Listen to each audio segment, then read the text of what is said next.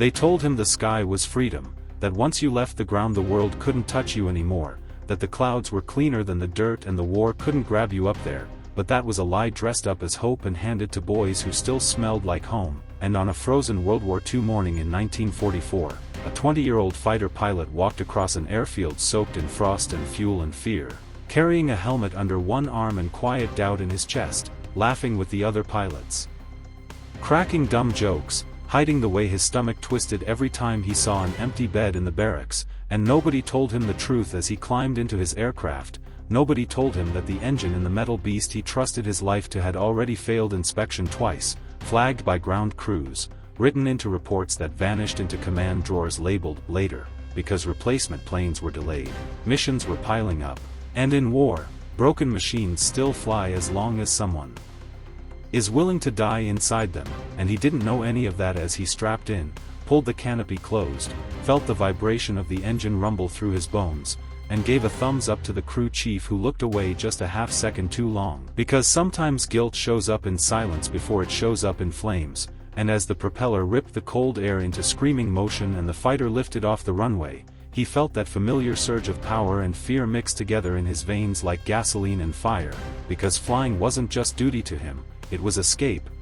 from a farm boy past. Escape from the idea that his whole life was supposed to be decided by dirt and fences. And as the plane climbed higher, the world below shrank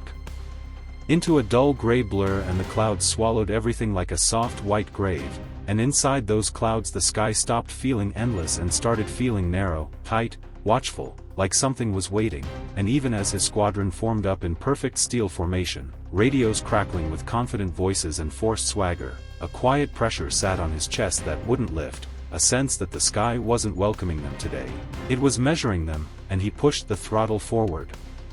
Anyway, because fear doesn't stop soldiers, it just makes the brave ones quieter. And somewhere deep inside that rising aircraft, inside the metal, inside the engine that was already dying, the countdown had already started. The formation moved like a machine built from courage and fear, tight lines of fighters and bombers cutting across the enemy sky with engines screaming in unison, radios filled with clipped voices calling out headings and altitude like nothing could touch them. And for a few quiet minutes it almost felt like the lie might be true, like speed and height really could protect you. But then the first flak burst ripped open the sky without warning. A black explosion blooming right beside the lead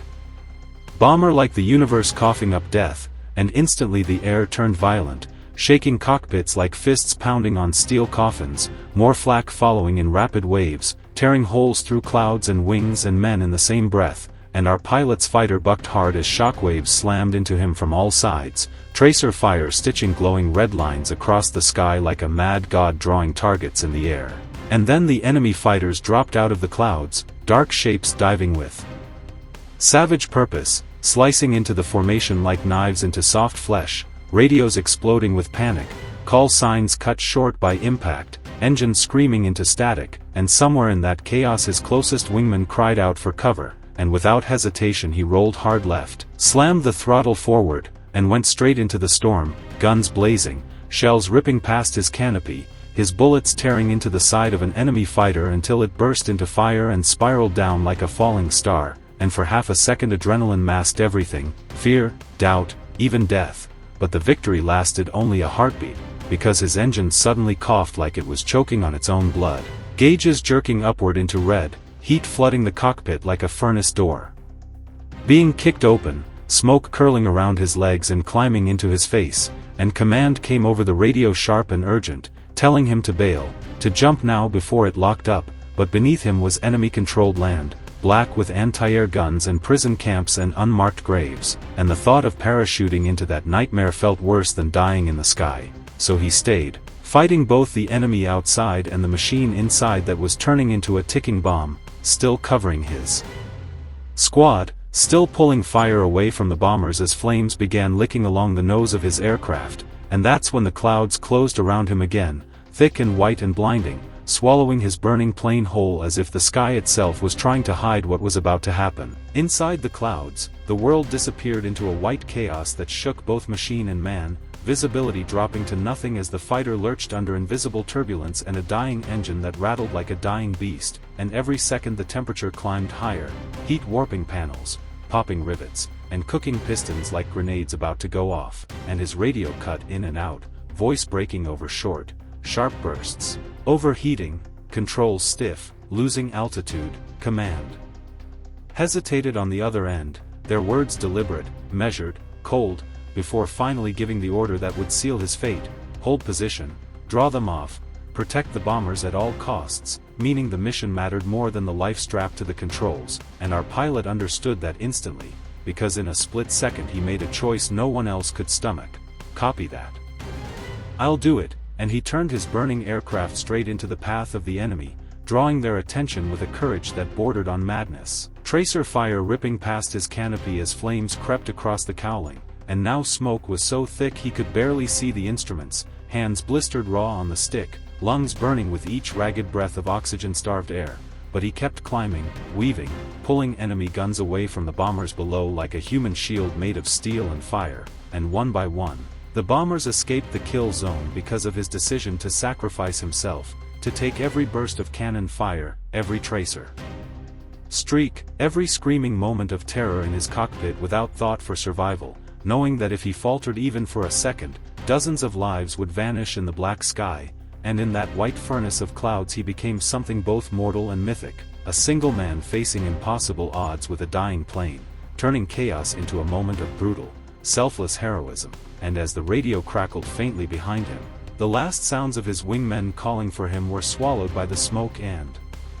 the storm, leaving him alone, but not defeated, because he carried the weight of the mission, the men, and the truth that sometimes courage isn't measured by surviving, but by choosing to burn so others can live. The enemy fighters smelled blood in the sky and kept coming, dark shadows diving through clouds with a hunger that made every shot feel like a death sentence, and his aircraft, wounded and trembling, bled heat and smoke, panels warped, rivets popping like gunfire against his ribs, wings flexing against gravity's pull, and one burst of enemy cannon tore through the left wing, shredding cables and turning fine controls into a brutal fight against a plane that wanted to spin itself apart, and every sane instinct screamed at him to punch out, to pull the ejection and trust a tiny piece of silk to save what the steel machine could no longer. But beneath him lay enemy territory, black with anti-air guns, barbed wire, and the certainty of torture, shallow graves, and unmarked death. So he stayed, gripping the stick until his hands were raw,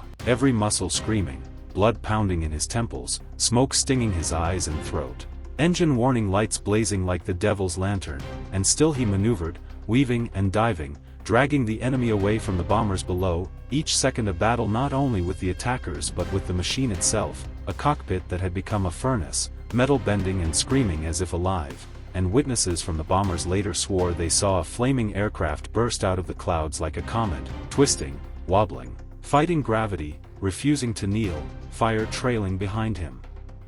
like a desperate brushstroke across the sky, until finally the engine collapsed inward, a violent, shattering explosion that tore the nose open and turned the cockpit into a blast oven, flames licking through every seam, metal screaming like tortured steel, and still, impossibly, the plane glided for a brief, almost miraculous moment before slipping back into the clouds, swallowed by white oblivion, leaving nothing behind but a burning tail of smoke and one young pilot's name that would vanish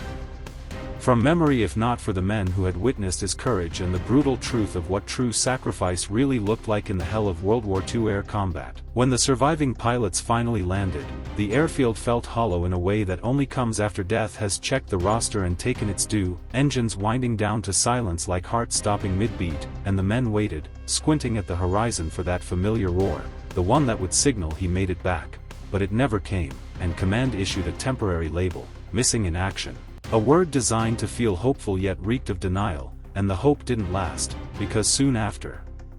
the initial reports were filed, intelligence came back confirming what ground crews had already known. The engine he had flown with was defective, documented twice, flagged and ignored, meaning his death wasn't bad luck, it was an approved risk, and suddenly the story shifted, heroism turned into liability, bravery became a problem. And one by one, his name began disappearing from reports. His final transmission shortened, sanitized, softened so that responsibility didn't trace back up the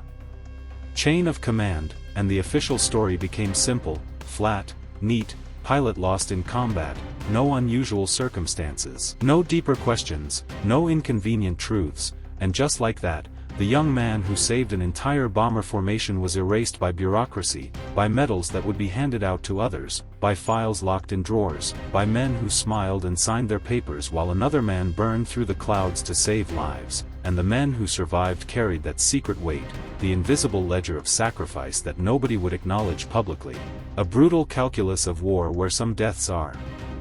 remembered and some are quietly buried in paper, and for decades his story existed only in whispers, reports scattered in archives, until those whispers finally converged, and the truth emerged that one of the bravest acts in the sky wasn't celebrated, wasn't honored, wasn't even mentioned. It was filed away as an unfortunate incident, because in war, some heroes don't die. They are buried alive in the memory of the world. Back home, his mother received a folded flag and a typed letter, each word perfect, margins crisp, the lie carefully pressed onto the page like ink over fire, telling her that her son had died bravely in combat, which was technically true, but criminally incomplete, a sanitized version of a sacrifice so raw it could never fit on paper, and she waited for years, staring at the door, listening for the knock that would never come, a miracle that had no intention of arriving, while the men who had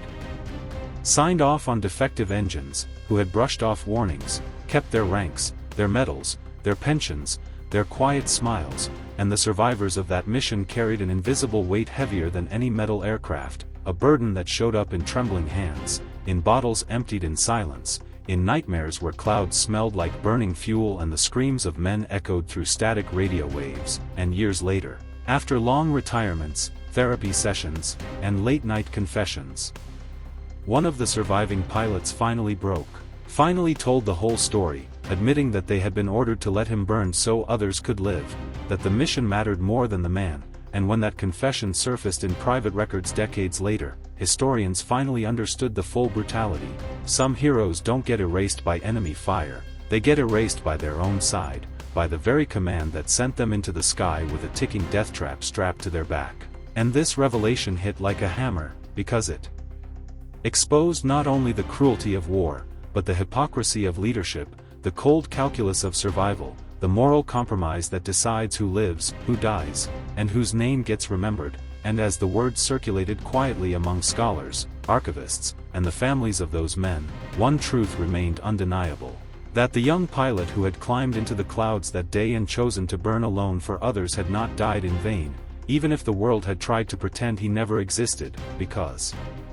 bravery, even when buried by bureaucracy, still leaves a mark, still whispers in the wind, still rises with every story told to finally give the fallen the voice they were denied in life. Today, there's no grave with his name neatly engraved in rows of perfect military stones, no statue for tourists to selfie beside, no school carrying his legacy, just scattered eyewitness accounts, a missing serial number, and a burned-out patch of clouds that swallowed a man who chose sacrifice over survival. And that's the hard, bitter truth about war that never shows up in recruitment videos. Sometimes the bravest deaths are the ones leadership would rather forget, because they expose